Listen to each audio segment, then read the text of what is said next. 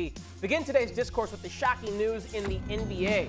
Less than 2 years removed from bringing Denver its first ever NBA title, the Nuggets have fired head coach Michael Malone with 3 games remaining in the regular season. They have also decided not to renew the contract of their GM, Calvin Booth. They're in the midst of some big-time struggles, losing 4 in a row, 7 of their last 10. If you'd like to get actionable with this news, ESPN BET Sportsbook has Denver at 13-1 to miss the playoffs. Right now, the Nuggets are currently 4th place in the West with a 44-32 record, but they are tied in the loss column with 4 other teams and could easily fall into the play-in tournament, which you can also bet at plus 120. So, Rocky Mountain Mile High madness, Joe. What do you make of this news? And are any of those bets I just mentioned worth a flyer? Huge advantage for this news to happen while doing the radio show today. Joe and Q, noon to 3, Monday through Friday, boom, that's how you plug. But that's not the joke. Because of this, it became the story of the day, and we started bringing in guests from Denver and individuals close to the situation. I don't think a lot of people realize how bad this was. Yeah. It wasn't just an issue between the general manager and the head coach not talking to each other, not getting along. The team doesn't get along. We were talking to individuals who cover them. Like, this used to be a group that used to go over to Jokic's house together. They don't do that anymore. They have major problems and major fallout from it, and that's why you're seeing the results that have transpired today. So, plus 120 when it comes to the play-in, I would make that bet. Okay. Look at where they are. They're a half game up on the 8th seed, which would be the play-in. Right. On top of that 13-1 to miss the playoffs entirely, I think that's worth a nibble. Consider it like this, right? You got 3 games to go, and the key is going to be the game on Wednesday in Sacramento against the Kings, who, as bad as they've been, they've won 3 straight. They're making a little bit of a push here. You got the Kings game, then you've got the Grizz, then you've got the Rockets, okay? If you slip up here and you end up in the play-in, who's to say you even are motivated in the play-in? At some point, you're going to look around and say, you know what? We just want to get to the offseason. The old 1, 2, 3. You know what we mean. You know what we're talking about. So, yeah, I'd nibble on the 13-1. I think the plus 120 is a good play. I'm just pickleball court at the Joker's house. Was that what they were doing there? Like, it's a great question. Because pickleball is live. Pickleball heals everything. In all seriousness, this is a team sitting right now at the 4 seed. They could drop as low as the 8. They could advance as far as the 3. But based on what Joe's telling us, is a change at head coach going to make these guys in a locker room start liking each other again? So, at 13-1 to miss the playoffs, listen, I might sprinkle some coin on that based on, your analysis and your breaking news of all the nuggets you're feeding us today, Joe. I might go to the window on that. Well, if they stumble into if you believe they're going to win 2 of 3 and they're going to get in the regular playoffs, like, it's not even worth evaluating. Like, some teams can be galvanized by this if they love the head coach. But Malone even said he can't get through to these guys. He had mentioned that recently. They aren't listening to him anymore. They're not watching tape. He said to paraphrase, there was a comment about if these guys could see themselves on tape, they'd be embarrassed, but the point became, but they don't watch the tape anymore. So if they're not going to rally for the coach and they just realize this season's lost, you could see them fall. They've lost 4 straight. What's to say they don't lose 3 more, drop to the play-in, and then just mail it in from there? Well, our buddy Brian Windhorst was pointing this out earlier this week on shows like NBA Today, Get Up, and First Take. Even though they're in the 4 spot right now, ostensibly because of tiebreakers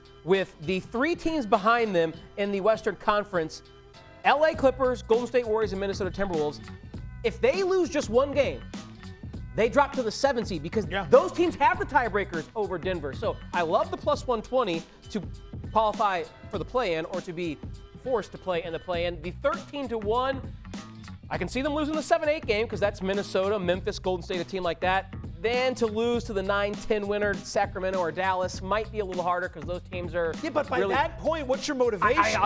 Completely fair. I think it's. I agree. I think you're it's worth 4 quarters from vacation. They're definitely be favored, but the vibes are at an all-time low if they fall to that 9-10 game against someone like, again, Sacramento or Dallas. Wouldn't that be fun if Dallas ended up being that team? Let's look ahead now in the Western Conference with this shocking news. We know that OKC is still the odds-on favorite to win the Western Conference. They're coming off back-to-back losses, however. So, Joe, when you evaluate all the options you have to bet on to win the Western Conference, what are you looking at? Minnesota, based on pricing, is 20-1 to win the West. I mean, I'll just run it by you. Are you at home familiar with this? Since the start of March, Minnesota is 14-3. During that time, they're number 4 in net rating, number 3 in offensive rating, number 8 in defensive rating. And that defensive rating stat for the full season is actually better than that, which is extremely important this time of year. This team matches up well with a lot of contenders in the Western Conference. They had some of that experience last year, losing in the conference final to Dallas. I think that's big in the carryover effect. They're figuring out how they want to work Julius Randle into everything, and that's the key. After that trade with Karl Anthony Towns, Julius Randle, Dante DiVincenzo, the season started slow for Minnesota and people kind of checked out. They're figuring it out. They're figuring it out late, and they've been playing really good basketball with a bona fide star in Anthony Edwards. 20-1, the pricing line's up there. That's those are some really good odds. I'm looking at the Golden State Warriors. Ever since the addition of Jimmy Butler, this team has pretty much been unstoppable. Right now, they have the 20th strength of schedule remaining. If they win all 4 games, they can move as far as the top 5 seed in the West. Listen, this is a team, you look back at the schedule, Joe, they beat the Lakers, they beat the Nuggets, they beat the Grizz, they beat the Bucks, they beat the Knicks. They have been able to beat teams that are above 500 that they're going to face again in the postseason. And I love the 1-2 punch with Jimmy and Steph. Yes, we're on a first-name basis. All right, you guys named 2 teams that I would much rather invest my money in to win the West over the Oklahoma City Thunder. I'm going to add 2 more to the list. Both LA teams, the Lakers and the Clippers. The Clippers are 17-1. Since March 5th, There's going to be a tough sell.